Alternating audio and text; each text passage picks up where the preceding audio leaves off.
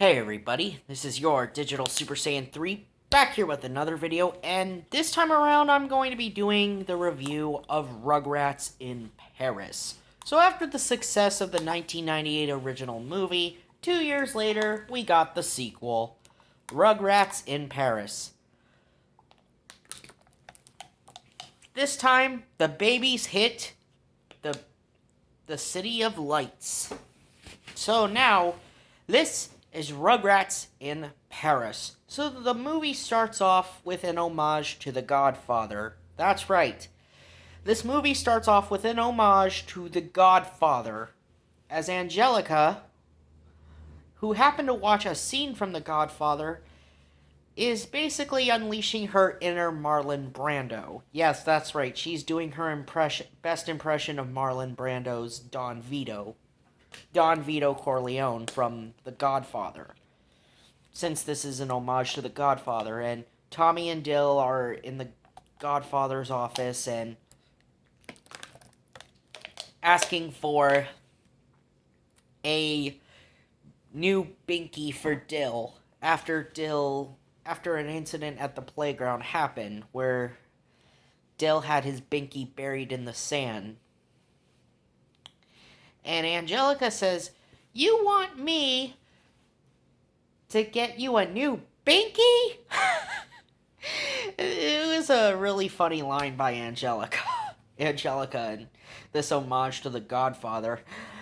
Of course, Phil and Lil talk about their broken crib, and of course, even Chucky tries to get himself a wish.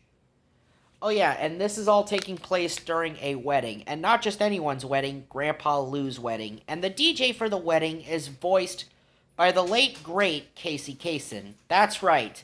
He is voiced by the original voice of Shaggy, who only appears at the very beginning of this movie. Yeah, that's right. Casey Kasem is in a Rugrats movie. Wrap your head around that one. So,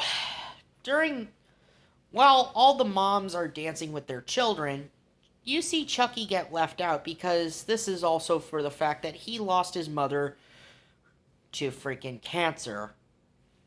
And Chucky was really, really, really young when he lost her. So, yeah, this is also a callback to the Mother's Day episode, the most saddest episode of the original Rugrats TV series. So yeah, it's a callback to the most saddest episode of all of Rugrats, the Mother's Day episode. And Chucky decides that he wants a mom for his wish.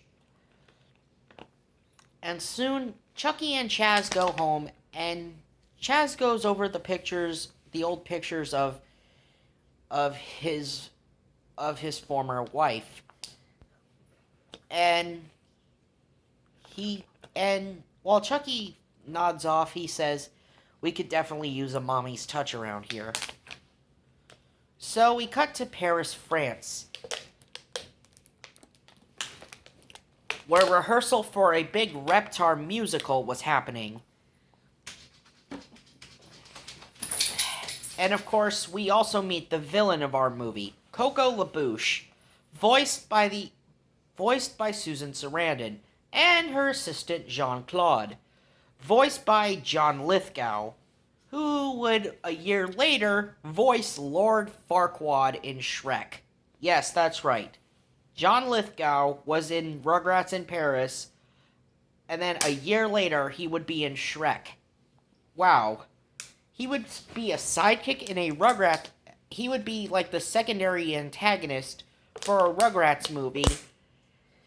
And then he would go on to voice Lord Farquaad in Shrek. So, during the rehearsal of the Reptar musical, the Reptar's head malfunctions and he breaks down. Upset about this, Coco LaBouche wants Jean-Claude to contact the inventor who basically built the Reptar for their shows. And so, and then Jean-Claude tells his intern Kira to contact Stu Pickles. So, while the Pickles were sleeping in bed, Kira tells Mr. Pickles tells Stu to come to Paris with his friends and family. And so, the gang prepare to set out for Paris.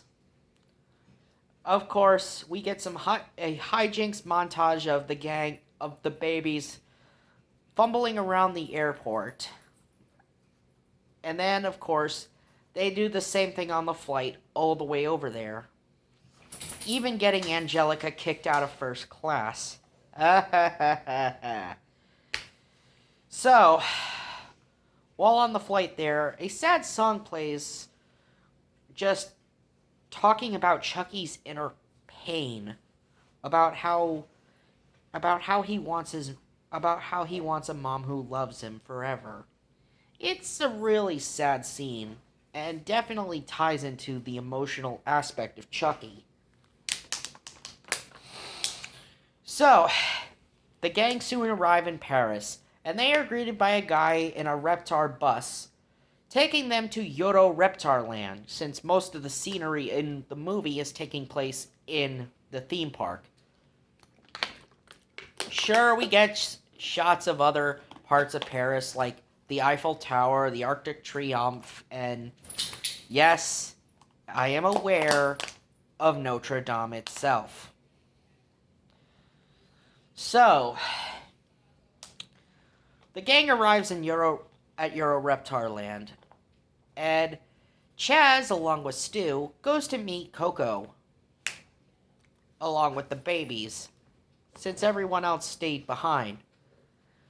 Meanwhile,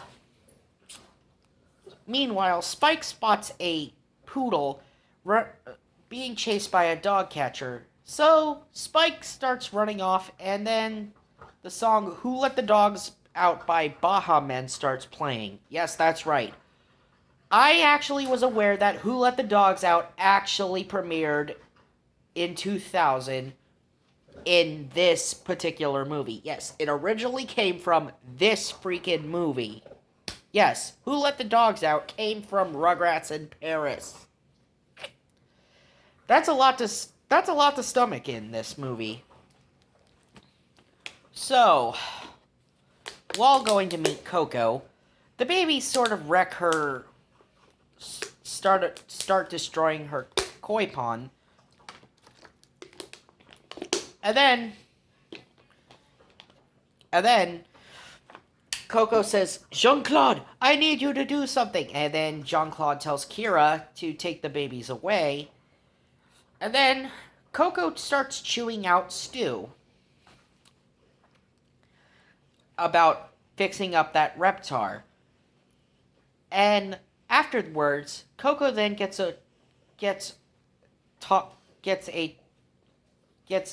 begins having a conference with her boss, Mr. Yamaguchi, head of Yamaguchi Industries, who announced that he was stepping down from his position. And yes, Yamaguchi is voiced by the late great Mako. Yes, that's right. He would later go on to voice Uncle Iroh in Avatar: The Last Airbender and Aku in Samurai Jack. Yes, the original voice of Aku in Uncle Iroh voiced this character. And it's incredible that he himself was in a Rugrats movie. So, he tells Coco that her name might be considered, but but in order for him to consider the promotion to give her, she must understand what it means to bring joy to a child. And Angelica overhears this. Yes, that's right. Angelica overhears this while hiding under the table eating chocolates from Coco's jar. And then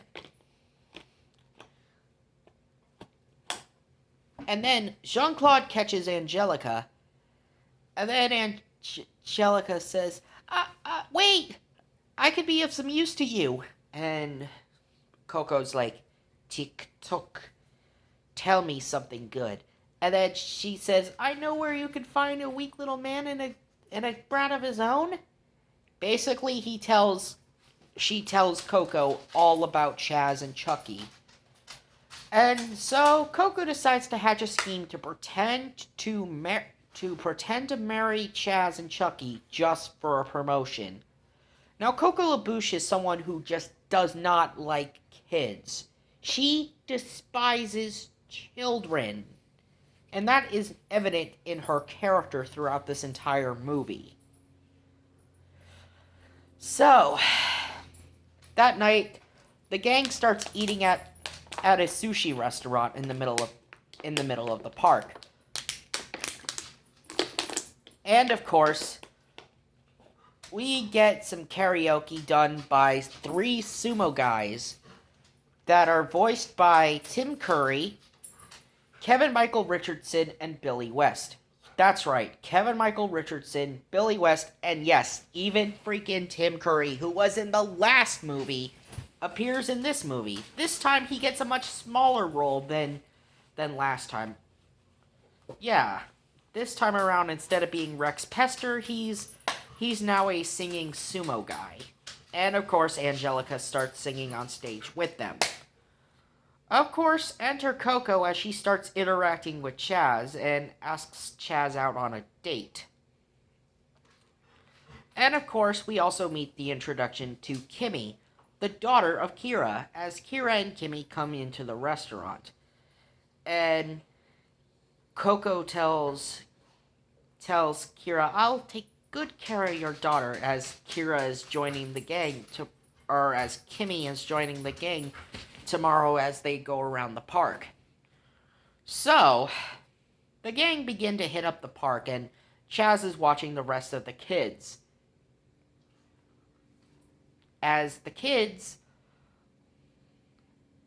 then decide to go to Ooey Gooey World after we see Dill barf all over Coco.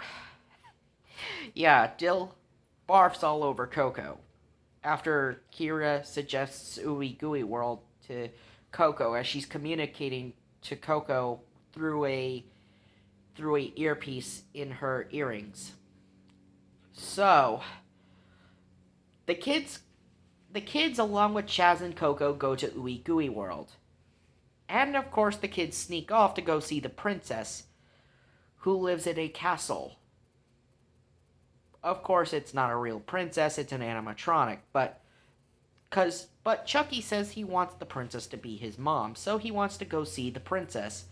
So, the gang sneak off, and then Kira alerts Coco that the kids ran off, and Coco says, get them back. And the security runs after the kids in a hilarious montage. And yes, the kids are and the security is no ordinary security. They're freaking ninjas. Yes, there is freaking ninjas in a Rugrats movie. And this montage of watching the ninjas get hurt while trying to catch these babies was so funny. And yes, it's playing to an early 2000s song by early 2000s singing sensation Aaron Carter. Yes, who would later go on to do partially part of the soundtrack to the original Jimmy Neutron movie. Anyway,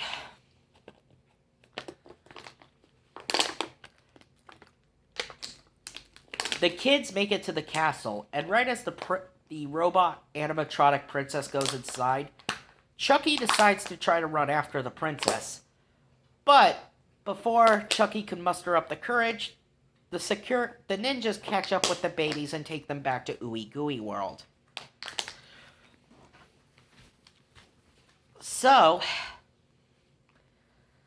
later that night, Chaz gets a golden inhaler by Coco, who mispronounces his name from Chaz and calling him Chad, even though his name's Chaz. Okay. And then Chucky begins having a dream where he's this kung fu warrior, and this song plays, Here Comes Chucky Chan. And Chucky's imagining himself kicking all sorts of bad guy butt. So then, Chucky wakes up after Tommy wakes up. So then Tommy wakes up Chucky, and the next morning hits, and he tells Chucky, we're going to see a show with the princess in it." Of course, Angelica then tips off Coco about what happened. And after all, she made a deal with Coco for Coco to give her a float with matching ponies. But of course, Coco had no intention to honor the agreement on her end. No wonder why this woman was named the most evil character of all of Rugrats, because this character is just downright mean. She makes Angelica herself look like a saint, and that's saying a lot. And so, during the show's big final number, as the princess is singing to Reptar, Coco then takes the actress who was playing the princess behind the curtain, and she switches places with the actress as she's singing to try to impress Chucky. And right as Chucky runs up on stage, he sees that Coco was the princess in the show. Well, technically Coco wasn't really playing the princess. She just kidnapped the princess in the show.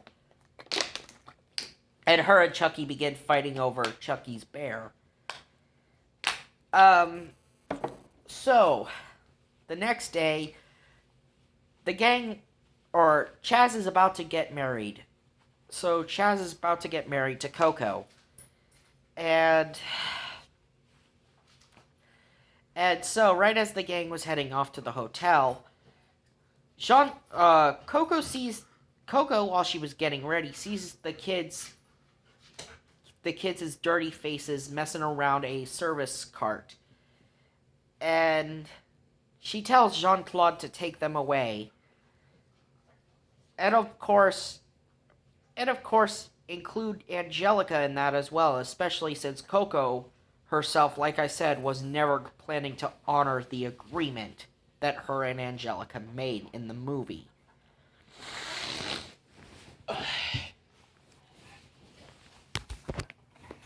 So, Chucky then tells the rest of his friends that he never wanted a princess mommy. He instead wanted a mommy that loves him forever and ever, and someone who isn't mean to him. And that he's really sad that his dad is going to marry a woman that doesn't truly love him.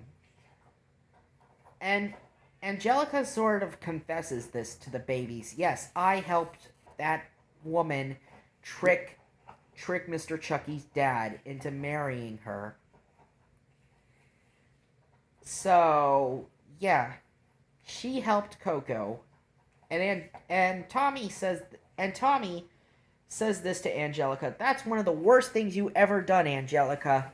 And Angelica says, "I know." And then Angelica and the babies hatch an escape where the babies commandeer Reptar, and Angelica distracts Jean-Claude by tying his shoes together. And Angelica starts chasing after the Reptar. And then Jean-Claude commandeers the Robo-Snail mech, and he's chasing after the babies, and we get this big chase scene. Of course, the babies had time to also pick up Kimmy. And, of course, we get a big chase through the city of Paris as Jean-Claude is trying to chase down and possibly try to kill these babies. That's right. You see a grown-up piloting a freaking robotic snail rampaging through the city to attack a bunch of babies who are somehow miraculously piloting a Reptar mech. And a fight ensues between Reptar and Robo-Snail. And this fight was very entertaining to watch. At the wedding, it all comes out. Coco's whole scheme is revealed. that Chaz learns the truth that Coco wasn't the woman he thought she was. And of course, Kira was following all of this while riding on a bicycle. Yes, that girl could pedal like the metal. She put the pedal to the metal. So the whole truth comes out. Coco is fired by her boss who was attending the wedding. And of course, we see Coco get humiliated by Angelica after her long-ass dress rips from the back and we see her underpants. But of course, Jean-Claude doesn't get out so easy either as he's attacked by Spike. And then the gang's like, "Get him, Spike, get him." And so, we see then Kira and Chaz begin to fall in love after Kira recites a poem. The same poem that Chaz talks about throughout this movie. The same poem that was his favorite, and she has the same interest in poetry. So, in the end, Chucky gets a new mother and a new sister. So all in all, it all works out for him. And of course, at the end of the movie, Chucky even becomes the new Bobfather, as the kids pronounce it, or Godfather. And yes, we even see Chucky do another Marlon Brando impression. And so we get the wedding, and Chucky is dancing with his new mom. And of course, the babies get into a massive food fight. And all in all, it all works out just fine for them. And of course, the end credits play with Who Let the Dogs Out again. So, that was Rugrats in Paris. Final thoughts? I gotta say, I liked it a lot more than the first Rugrats movie. Sure, the first Rugrats movie had its funny lines here and there with Grandpa Lou, but I think Rugrats in Paris did have its heartfelt moments just as much. And yes, for a movie about a bunch of babies, this is not too bad. Anyway, the next Nickelodeon movie I'm going to be doing is Jimmy Neutron, Boy Genius. Also, stick around for my 1998 WWF King of the Ring review. Anyway, this has been your Digital Super Saiyan 3, and I will see you next time. See ya!